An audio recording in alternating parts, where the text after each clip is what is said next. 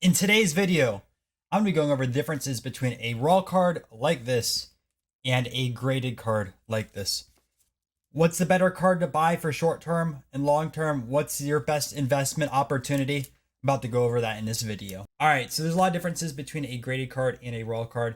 Let's start talking about the graded cards first. Now, with graded, there's four different companies that I'd focus on. It'd be PSA, BGS, SGC, and CSG. Each of these companies have graders that have been trained. They have processes in place. They have the equipment to make sure a card is real or if it's fake or it's been altered or anything like that.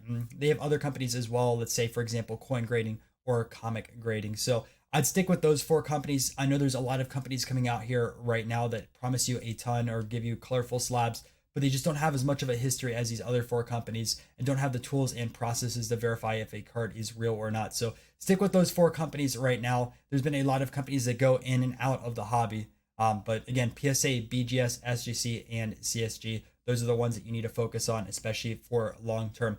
Another thing with these cards that are graded is the security of them. Now that they are slabbed up, they aren't going to wiggle around as much if they are an top loader. So you have a lot more safety concerns with that. You can put it away in your collection and they aren't going to get damaged moving around.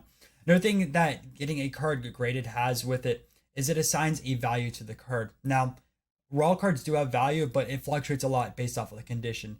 A graded card already has that number assigned to it. And personally, as a collector, I think it's a good way to measure a card. I know there's a little bit differences. Sometimes I'd rather have a 5 than a 6 based off of the centering or the eye appeal of a card. But that's where the market is at right now. Everyone judges based off of a PSA price or a BGS price or what other grading company that has graded a card. It assigns a value to it. So you know, let's say, for example, that this Devers is worth X amount of money because it's a PSA 10 and there's other comps on it rather than the raw version of a card. So that is a benefit of the graded card itself. And because of that, it's much more liquid. Knowing the value of a card, dealers are going to be able to put a dollar figure on it and they're going to be able to move it faster because people know that this card has been graded. It's been verified as real. It's been out here and made sure that there's no alterations to that card. So that's another perk of it being graded. People already have that trustworthiness. And I know there are cards that do slip past the system. There are altered cards in graded cases. There are some cards that have fake autographs. No system is 100% perfect, but it's a good way to verify it rather than a raw card. So now let's talk about the raw cards. Now a lot of collectors, especially in the vintage side of thing, are going to prefer to have a raw card because you can actually feel the card. You can have it outside of a quote unquote coffin. And there's a lot more to it. But here's why people don't really like the raw cards as much. So one of the things with this hobby is everyone looks at the grade of a card and then determines the value of it. Well, having a card raw, you're going to have to actually analyze the card and determine if it's a mint card or a near mint card or X condition and look at the centering and figure out a value that you'd place on it or what you expect this card to grade. It's a lot more work for a dealer, a lot more work for a customer. Now, that being said, there's a lot more opportunity with raw cards. You can go out here and find a card that is very, very undervalued at a show and then get it graded. So you might be able to find a $30 or $40 vintage card that you think could grade an 8 or a 9 or anything like that. Let's say, for example, and the 8 value on a card is $300. So you pay $40 for a card, you pay $25 or $30 to get it graded.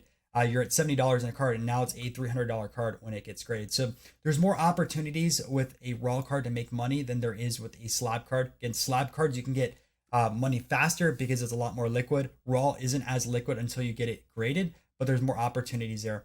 One thing, though, you have to note is the wait of grading time. So PSA and BGS right now are about a year long if you want to get a card graded. Now, CSG and SGC are a lot faster if you want to go that route, but the resale isn't there as PSA or BGS is. Do I think that gap is going to narrow? Absolutely. I think it's crazy the price differences between a PSA or SGC slab or a CSG slab.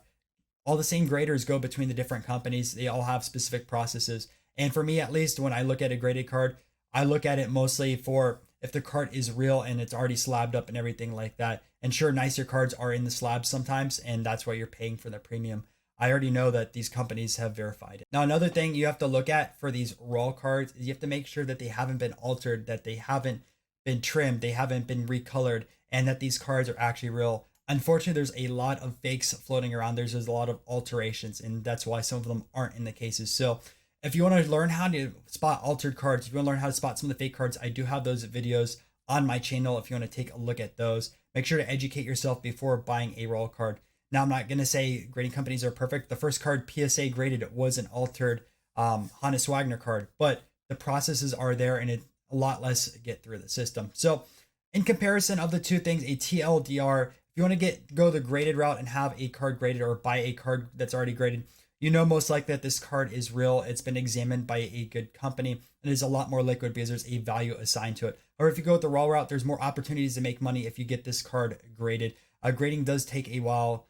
If you want to get with a PSA or BGS, it might take over a year, but you're going to be able to make more money with it. And if you want to sell it raw, it's a lot harder because you have to look at the condition of the card and be able to realize what the value is based off of that. Anyways, I hope you guys enjoyed this video. If you want to see more videos like this, let me know down in the comment section down below.